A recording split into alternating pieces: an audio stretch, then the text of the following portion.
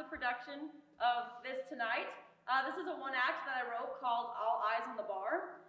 The initial reason I wrote this was to fulfill my senior thesis project for my English major. But I also wanted to put my experience into a creative work that would allow me to express some of the feelings I wish I had when these events took place. This is based off of true events, and the theme of this play is sexual harassment and how women react and handle and adapt differently to it. The idea came from my experience working at a golf course bar in Dunlap, Iowa. While I had mentally prepared myself to get hit on, I was not prepared for it to be so constant, vulgar, and unchallenged by fellow employees and even the managers. As a warning, there is intense profanity as well as triggering topics such as rape. I would also like to offer you the opportunity to ask any questions or make any comments at the conclusion of the play. Thank you so much and enjoy this original one act, All Eyes on the Bar.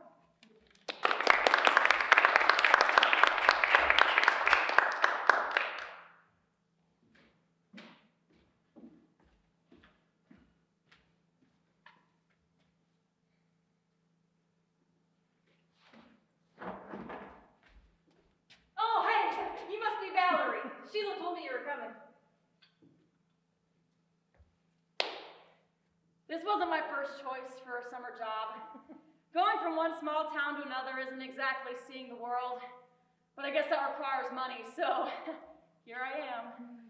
My college roommate was nice enough to let me stay with her family over the summer to get a break from my own town. That's how I got connected with this job. Her family knows the owners. But it's not like I don't love my own town. I have a lot of family there, which is nice, and the crime rate is practically non-existent. It's a very supportive community, but sometimes you just need to change the scenery, you know? Even if it is just trading one cornfield for another.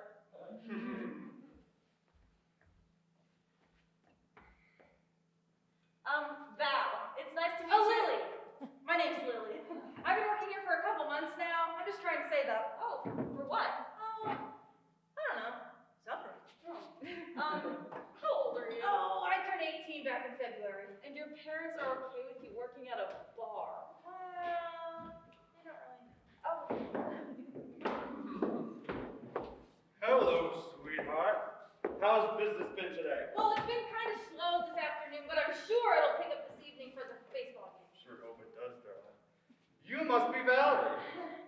My wife said she hired a new bartender from out of town. Damn, you don't do your picture justice. That's me, but you can call me Val. Thank you both for the opportunity. Oh, It's yeah. really great to meet you. We needed an extra set of hands around here after we had the place redone. You know, business is picking up. Plus, you for the job description. My wife and I only hire the most beautiful bartenders in town. Let's go, Randy. Let's go pick up the kids. Hey, have a good first shift now. Wait, I have a question. I don't know the dress code. I brought some jeans, khakis, and some nicer dress shirts. I know you just got the place redone, so I didn't know what kind of professional look. Sex sells, darling. Leave the khakis at home. Khakis. I see. Is it normal not to be trained by our bosses? Yep. I wasn't even trained by them. What? Then who trained you? I did. So who's this newest booze or loose bitch? This bitch's name is Val, and I can speak for myself. You got spunk. I like that. But watch that mouth around the bosses and customers, because some will see that as a challenge. Alright, see you bitches Saturday. Well, let's get started.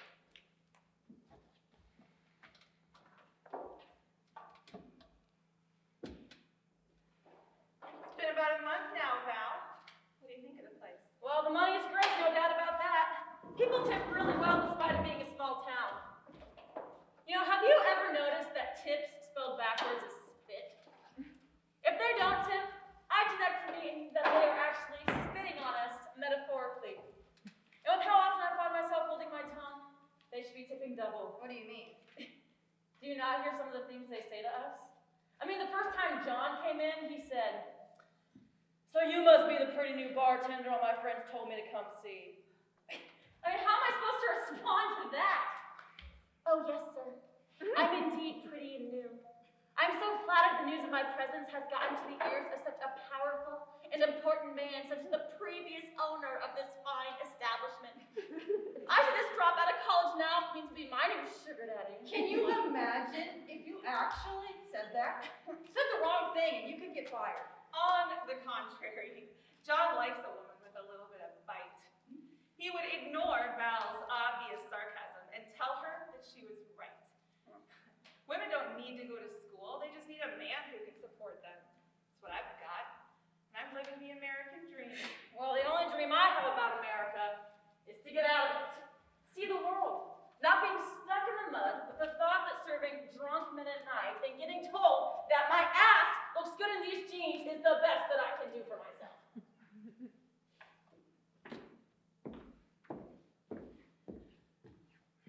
A few weeks ago, I overheard Val on the phone with her parents.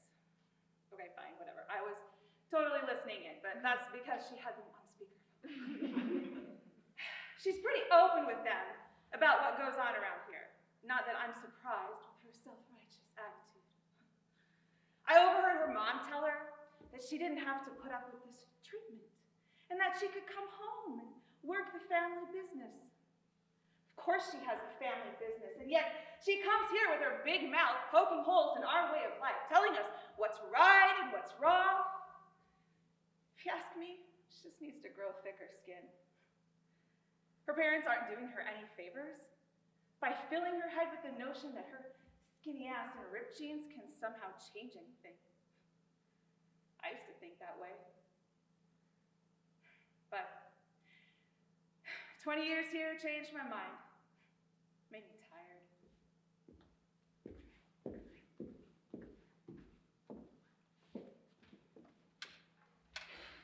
Security is the dream. Your dream is a luxury few can afford. You know, I think I'd like to go to college. Yeah, my mama went to school before she dropped out, that is. But she was real smart. She was studying to be a lawyer. Then why did she drop out? It was always hard for her to talk about, and I don't think she would have told me unless it was for a party I asked to go to when I was 16. Shit, 16 was your first party. My older sister tried to take me to parties when I was 13. At least it got me out of the house when my parents were on a bender. Jesus. Well, I mean, I never asked to go to one before, but the guy I liked was throwing it, and he invited me, and Mama all but had to tie me to a chair to keep me from going, and I didn't understand, so I just started yelling at her about how she never let me do anything I wanted, and I said I hated her. And then she just started crying out of nowhere. Because you said you hated her. No, because of what happened to her. She said that some undergrad law students were throwing a party, and it wasn't her first party, but it was her first one with drugs. And of course, she didn't know that until she swallowed one in her drink. She said the last thing she remembered was two men taking her into the bedroom, and she woke up naked with bruises on her thighs and blood between her legs.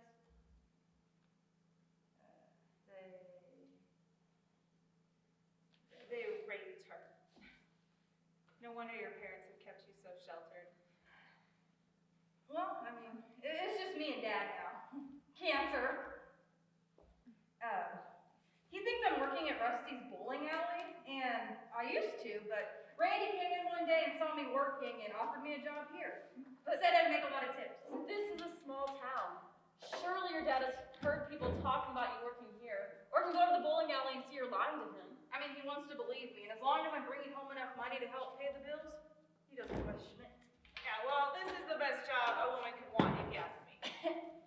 Being a bartender in a small rural town with men's gazes glued to your every move is the best job a woman can achieve. Do you really think so low of yourself, or just of all women in general? You know what? You shut your mouth. I didn't say achieve, I said want. And as I stated before, your dream is a luxury that few can afford. You want a margarita with the finest tequila on the rocks with salt around the rim? Well, some of us only get the salt.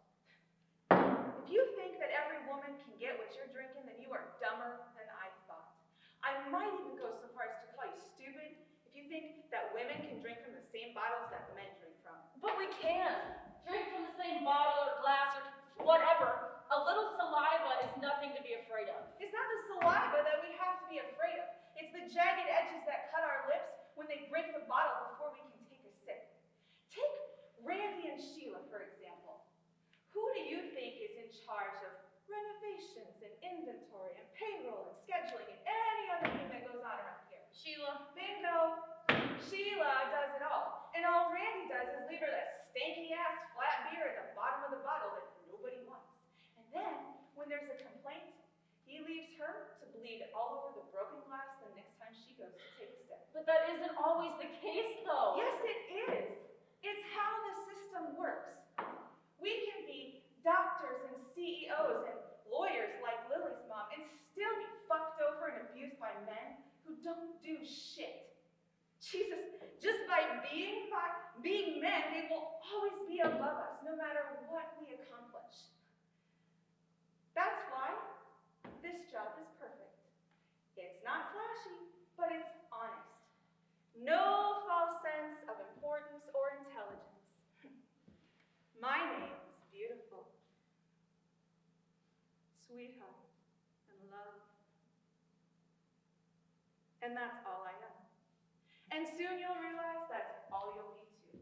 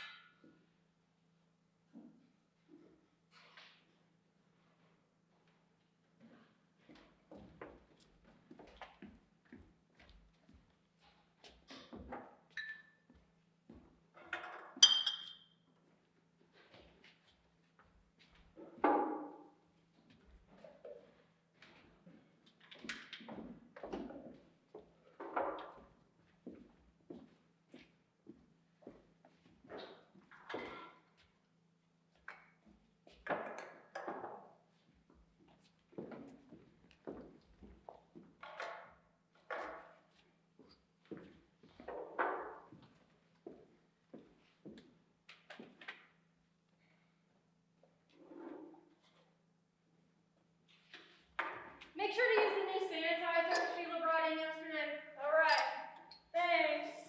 And don't forget to fully dry the shot glasses, or else when you turn them upside down, they'll drip all over. You know, here's a thought. If you want to tell me how to clean, you should just come do it yourselves.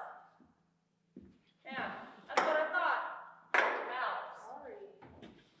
Hello, ladies. Hello. How's the day? Good. Peachy. Now, can you give me the schedule? Oh, sure. Here you go. Thanks, honey. How was the day for you? Oh, the usual, I suppose. A bunch of drunk men throwing their money at me to get them their beer, telling me I should lift my shirt for extra tips. That sounds like the usual. Go for it. Take the cash. Yeah, sounds right. Hey, that reminds me. Do you remember Derek? Yeah. Yeah? Well, he wants your number. Yep, I told him that I would consider giving it to you or him, and he has my approval. Yeah, he's a big dick. And his daughter's cute too. You know, I think I'll pass Sheila. But thank you. All right, good. Suit yourself. There you go. Hey, Randy, I'll be out the car when you're ready. You're on a sick, babe. I know Randy's a pig. I mean, it's not like he tries to hide that he flirts with anything with a vagina. I mean, I see the way he looks at Val the most. You know, we had somebody else apply for this position. A sexy-looking, young computer geek with big arms, and he just wanted to make a little extra cash at night. I'd give him a little extra, that's for sure. Anyway, I tried to convince Randy that he would bring in more female customers. And I almost got him to. But Randy takes one look at the application of Val's and seeing her picture on it.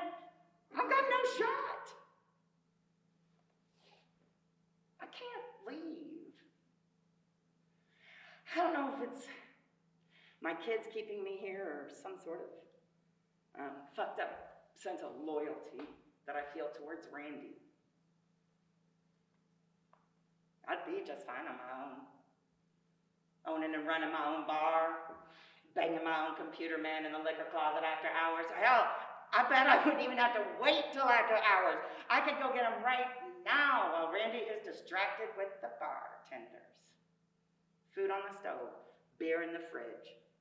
He won't even notice I'm gone.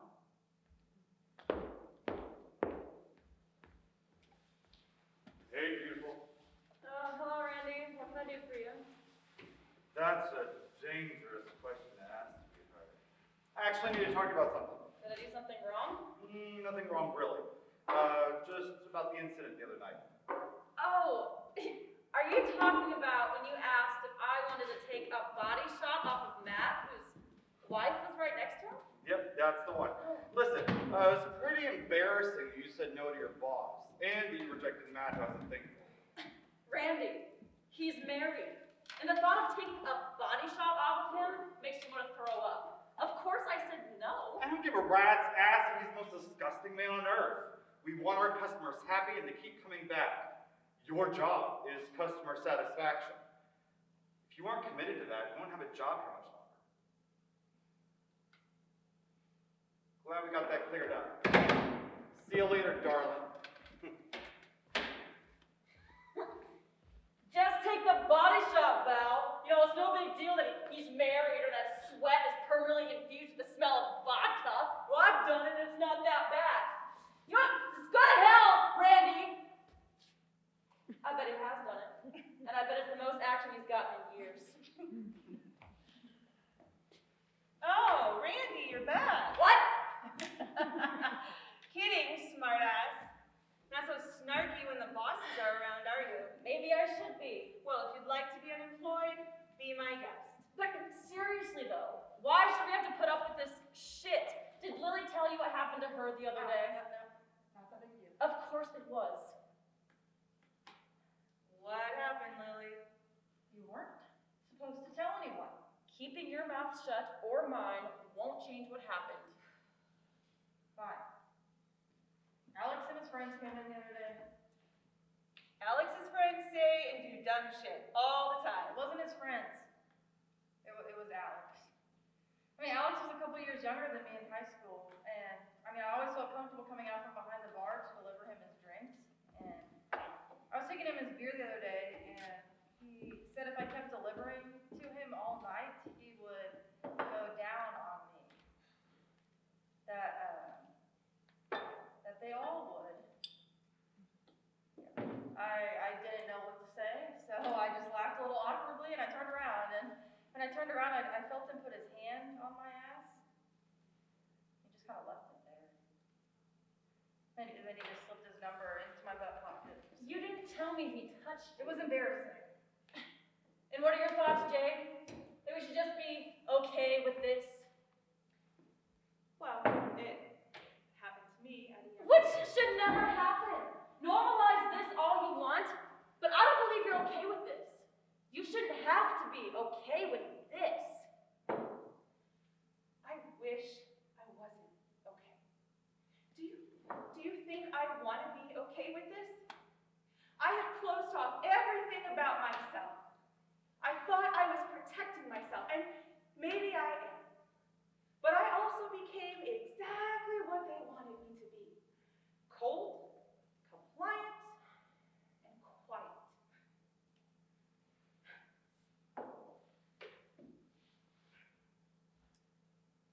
As a kid, this was the best I could have hoped for. But I will take this now any day over the bitter disappointment of waiting for someone to stick up for me when I was being grabbed and passed from hand to hand at my big sister's parties. My life isn't glamorous, but it's mine. I make my own money, my guy treats me decent, and men here, they know not to mess with me too much because of him. You are so lucky. So lucky to have this fire inside of you. Mine burned out a long time ago. And all that's left are ashes that blow in whatever fucking direction the wind tells them to. Oh, God. That's what's gonna happen to me, isn't it? I can't stand to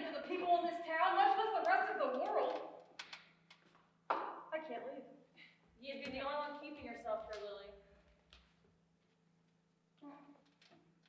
I don't know this number. Oh, fuck no! It's Matt. He said Randy gave him my personal number so I can make a house call. My boss gave away my cell phone number.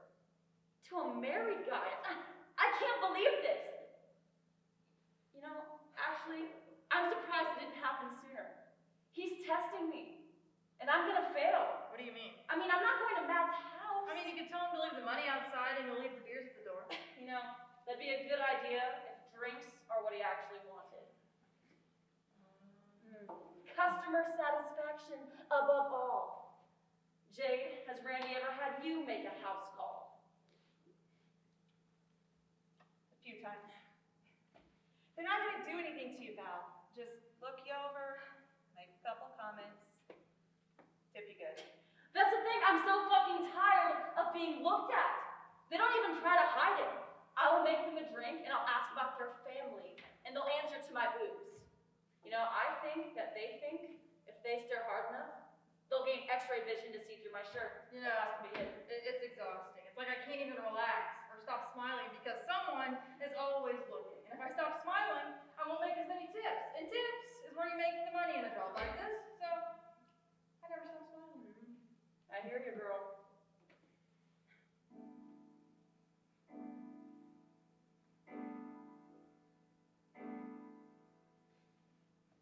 I can feel their gaze as I walk in. My jeans and t-shirt do nothing to fend off their imaginations. You know who are the worst? The married men. Yeah.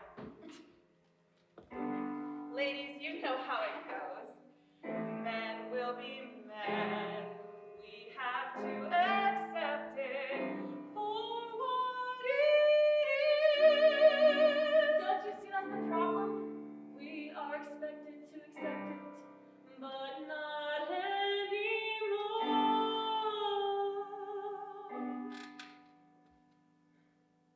Can anybody hear me? Or do you just see me? See the shell without caring what's inside. My thoughts, my emotions, my mind. You think you can touch me like you paid $3 for me instead, but you're wrong, and I don't care who hears.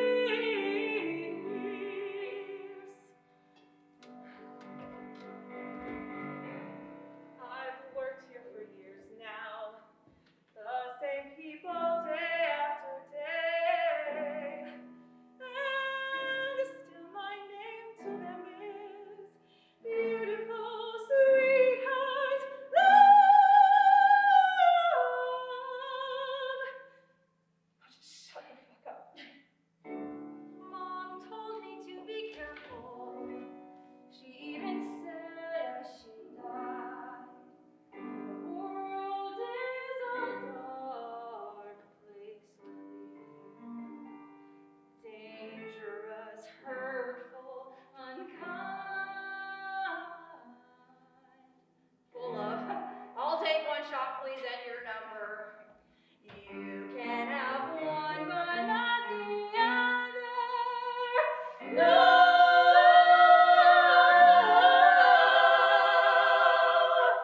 Can anybody hear me?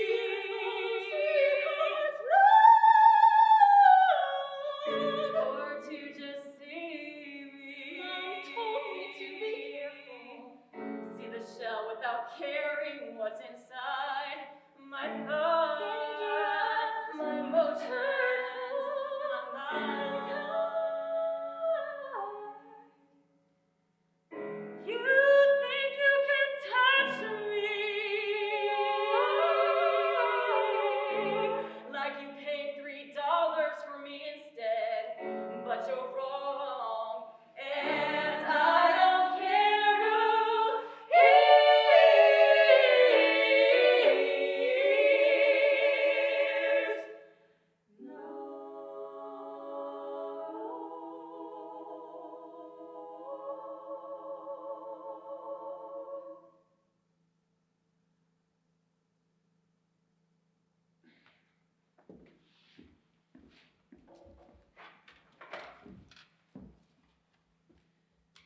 know what's gonna happen.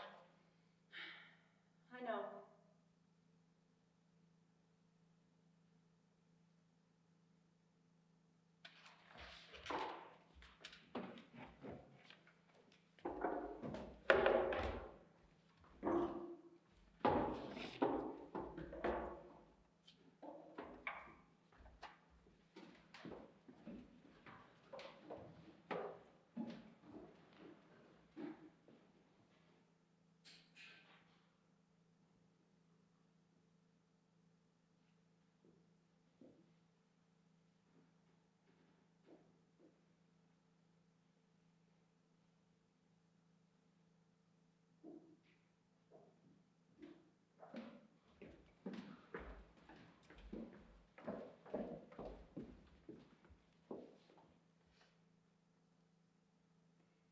You know, I really admire Val.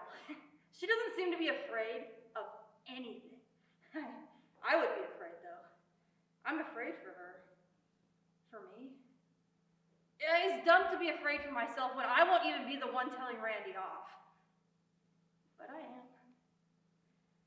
It's hard for me to say no to others because I hate disappointing them, even if I don't want to do what they ask. Val, she protects me. She would see people making me uncomfortable and she'd distract them, and I don't know what I'll do without her. I couldn't follow my mom. Maybe I could follow her.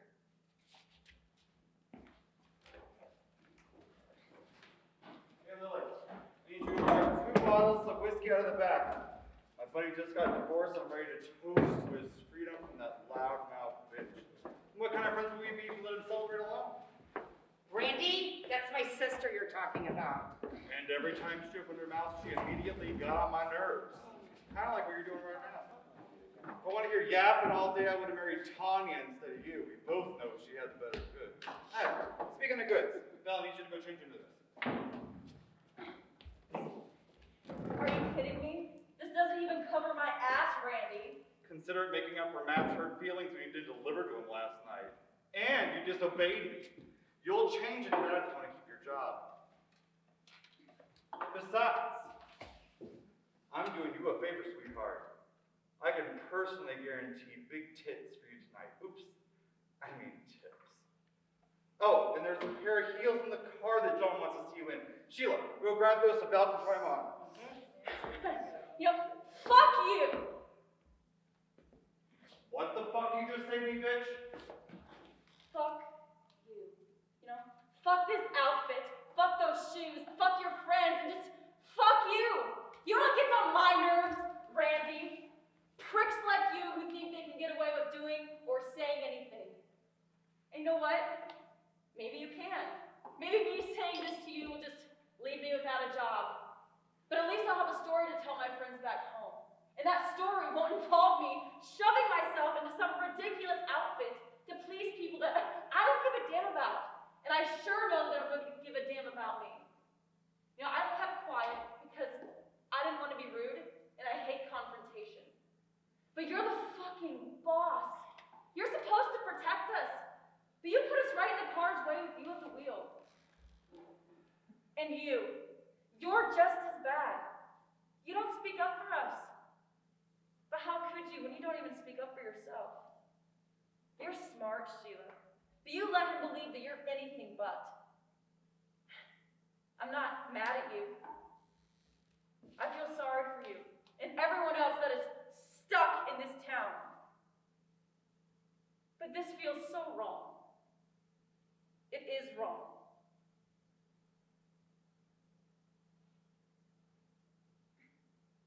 Good luck.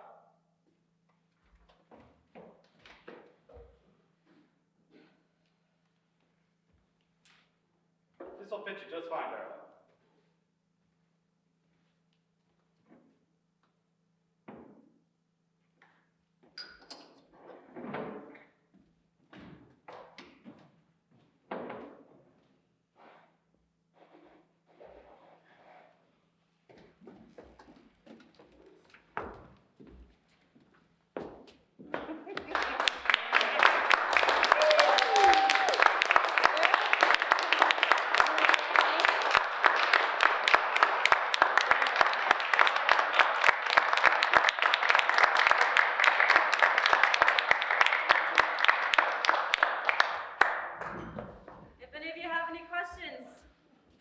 free to ask, and I'll try my best to answer them. Or any of the cast, really. Ask anybody. Or if not, we can all leave. Whatever works for you. Or you can just sit here, stare at each other. Yes, Daryn, Kat? I have a nerdy question for you. Yes. Okay, so could you speak to the way that you structured the play, the way like you decided which monologues would go in what order, and how you decided to put the song in? So just kind Sure. of, yeah. So originally I had 11 people in the cast, and I had it where I'd have the harassment kind of take place before our eyes. I had a nightmare about it, and so I cut that, and I cut it from 11 to 5. So you just had the 3 bartenders and the 2 bosses. I wanted it to have more of a voice for the women without the men having the say by portraying the harassment during the production. So with the monologues, what I wanted to do, because it is a 1-act, I wanted just to give them more backgrounds on the characters, kind of break that 4th wall to address the audience for things that we don't know about the characters in it, but that they're revealing to you. And I kind of did that just like with the start, with Val, new character, introducing kind of her background, where she's from, using information that's kind of hard to write in naturally. And so that's kind of where all of those monologues came from, was so just to get more of a background and more character depth. Did I answer the whole question? Yeah, that's so good. Have you ever written a play before? No. Hey. Woohoo! Yeah, this is my first one. Thank you. Have you written a song before? No. I thought I'd challenge myself with my For this song, I thought what I originally had wanted to do was combine everything I've been doing in my Graceland experience these last 4 years, which is theater, music, and English. So writing a creative work for my thesis was an option, so I chose that. Thought I'd do a play to get the theater aspect involved, and to get music involved was I wanted to work on some more compositional stuff. So I tried to combine all 3 into this. So. I have a question for the audience. I'm sorry, Georgia. You go first. Hey, what was it like for you? Because you didn't think this was a musical, right? And it's certainly not a musical. So what was your reaction to when the music happened during the storytelling? Did it seem natural to you, like just a part of the storytelling? Excellent, thank you. Oh, good. Yeah. I got a little giddy because it was those voices singing as well. Yes. Yeah. Perfect. I told them they need to do a trio album. Done. Georgia, did you have a question? Yes. So I've seen a lot of previous play about how theater and arts are often used to process traumatic events and trauma, and because this is based off of your personal experience, I was wondering if you feel comfortable to testify how creating this piece of work helps someone kind of process those kinds of things, because we often see the product, but maybe not the process that it gets through that. Like you mentioned, you had a nightmare. And then, because I feel like there's a really cool opportunity in this for survivors in general to be able to maybe go through this process similarly, or partake in plays like this that address those same concepts.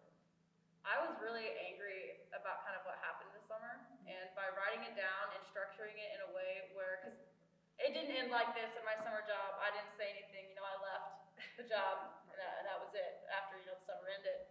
This was kind of showing what I would have liked to have been able to have the courage to do, which is to say something. But with the fear of losing a job, or making people angry at me, I don't like making people angry at me, it was kind of keeping me from that.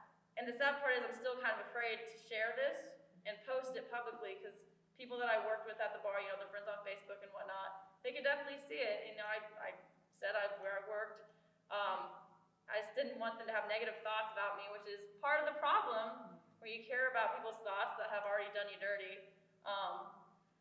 And just doing this process and writing it through has really helped me process through the anger of that, and kind of be stronger with it, I think, more prepared for how to handle it next time.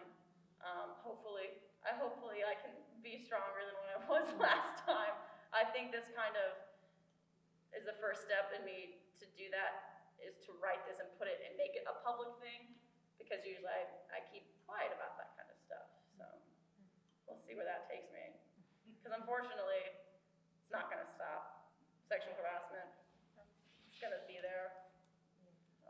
It's hella brave to write it and to perform it. Thank you. Yeah. So there's an area of drama therapy that combines both of those things, right?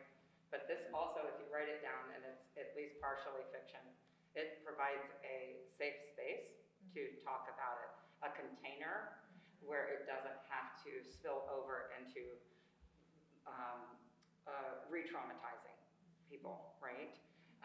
So I think it's an excellent thing to take into shelters or homes or whatever, right? Anywhere people need to tell their stories that aren't told, right? So I just really am so proud of you, of the bravery of bringing a hard to discuss topic up. Thank you. I would like to say, knowing that there are many key faces and people here who have made this journey with Daryn over the last 4 years and have been her professors and instructors, bravo. Fabulous. And We're the lucky ones. to watch her grow through these 4 years has been amazing as a mom. And I'm extremely proud of you. Oh my gosh.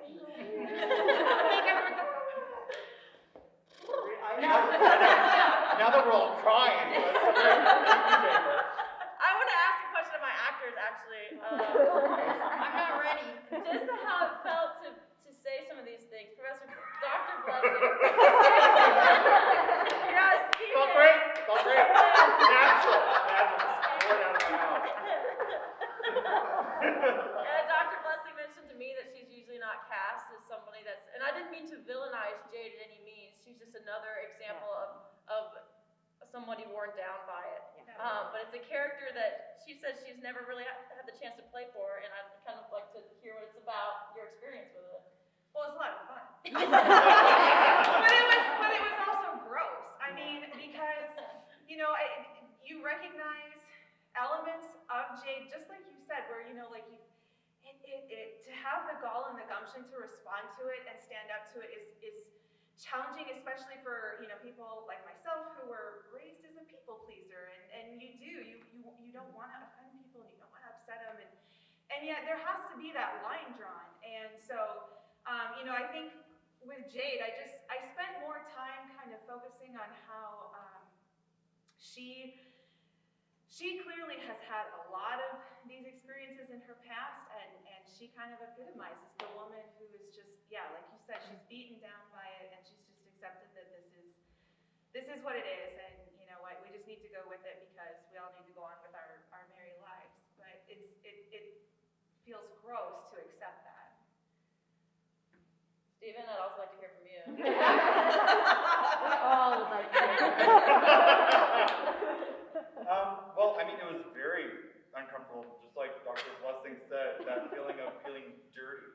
Like it's a real, it was a real struggle for me. I'm a Southern, was raised in the South. I was raised very religious, and so everything was yes ma'am, yes sir. It was very respectful. And so playing a part that's the complete opposite was definitely pushing me into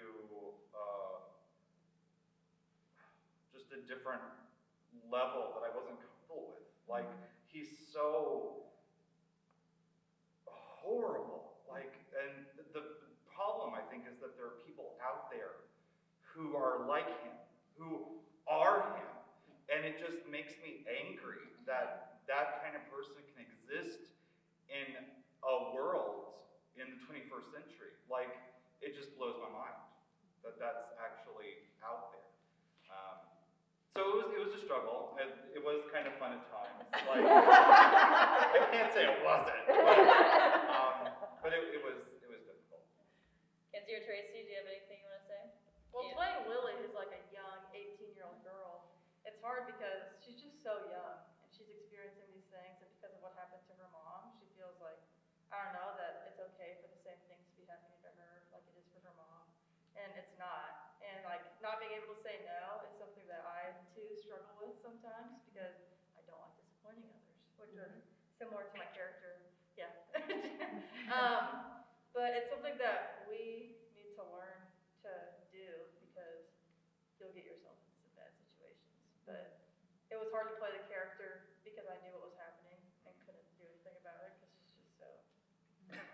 Yeah, there are moments when I just want to speak and be like, no, no! Oh, no, let's let this unfold. I have to let this unfold. Kenzie, can I say, I thought your body language was really great. Like, I thought you're, like, something you're bringing to the characters, you were really, like, in like that. And it was, and knowing you, too, it was really, I just thought what you did with the characters really impressive. The drum therapy thing too also allows us to practice things that we, in a safe container, right? So it's like practicing saying no, setting a boundary, and then getting pretend consequences to deal with, right? Because you got to think that all the way through, or not, because other people will get on you whether you want them to or not. But practicing is what we can do as actors, or with scripts, is practicing those roles that we're not comfortable with. But for me, Daryn was just like, no, you need to go, like, Sheila needs to go along with this, you know, because Tracy would be like, you know, crush him. So that was, you know, she's like, oh no, go along with it, don't sound so angry at him. That's my normal tone of voice. I wanted to incorporate that women can also be an issue, and part of the harassment as well by not doing anything about it. And of course, I mean, women can also be harassers as well. And so that was kind of what Tracy's character embodied during the show, which he did great at. Not that I haven't really an all-star cast, so I wouldn't. Yeah.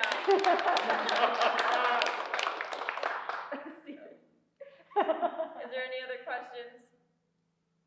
It's okay if there's not. Yeah. Oh, I was curious about like just the setup that you kind of put together, the lighting and the choices, because like you're a director, right? So I'm just curious about how you made those decisions. Ooh. Well, some of this stuff was a little easy for me because there's another senior show next week for Cole, and this is what his is. And so what I did, I fit the space, a couple of tables and a bar top, because at night, what we did when we talked over, when our shifts were over, we were counting tips and just talking about how the day went. And so that's kind of what I wanted to embody here. Keeping it simple, I wanted a simple set, simple lights, because I wanted it to be focused on the words and the stories that we were telling, not necessarily movement or anything fancy on the set. With lights, also very simplistic, partly because I don't really know what I was doing. I wanted to keep it as simple as possible, so lights up, spot. Zay and Kim Manuel. Zay was our tech guy, which he did a fantastic job. He's up there in the booth. And just having, you know, those cross lights now to kind of visually portray just some conflict, was kind of the idea behind that, and then to bring it down for the song to give it another change of mood. But that's really as complex as we went with it, to really focus on the script and what was being said. Well, having it in like a public space instead of it being like sort of, you know, the back room or something where everybody's doing their like personal items or whatever, I think is really good too. It's happening in a public space, right? Yeah. Can you kind of talk through like how you approach writing the song? You've never written a song. Yeah. I know. Yeah. Songwriting is. I can attest that she worked her ass off. She did so much. Many. Oh man. So what I did was I can't speak. I wrote down a lot of the stuff that was said to me over the summer, which a lot actually you heard in the play. A lot of that was real. And I tried to make it to where I could make it conversational with us. And so then it was a slow process. I kind of went verse by verse. And, you know, wrote in a notebook. I wasn't on any sheet music, and I'd write the notes above it and mess around with it, and then just write some chords down to it. Professor Michael was a help to me as well, in helping me kind of get my thoughts together, chord ideas, and how to make it sound really cohesive, as well as Kinsey and Dr. Blessing. It's really a collaborative process when you write a song, especially when it's for multiple voices, because you want to showcase what all they can do, as well as make the best blend possible.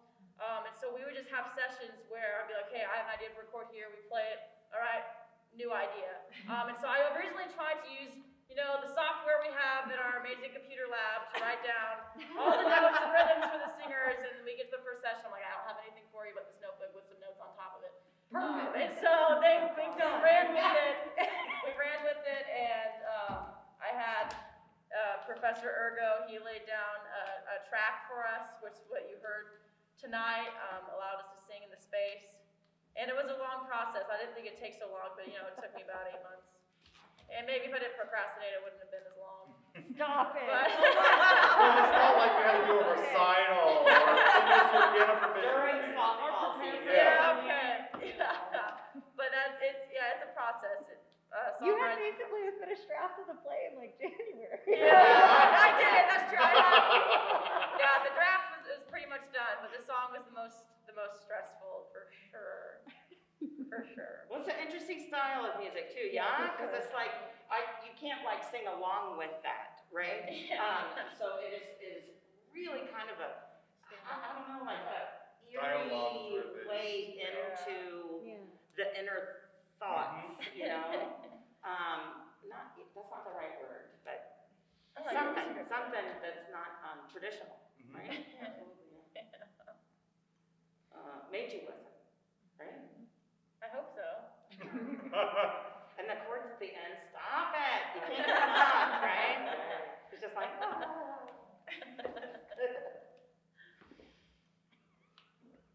Any other questions, comments, concerns? Yeah, just the costume. Yeah. Just about like decisions you made with the costuming. Yeah, so for Lily's character, with her being so young, I wanted her, but still working at the bar, I wanted her to have something that was somewhat revealing, but yet also reserved. And so that's kind of where the dresses and the shoes she has on and then covering herself up now and then was for Lily. For Sheila, I wanted a more bold look.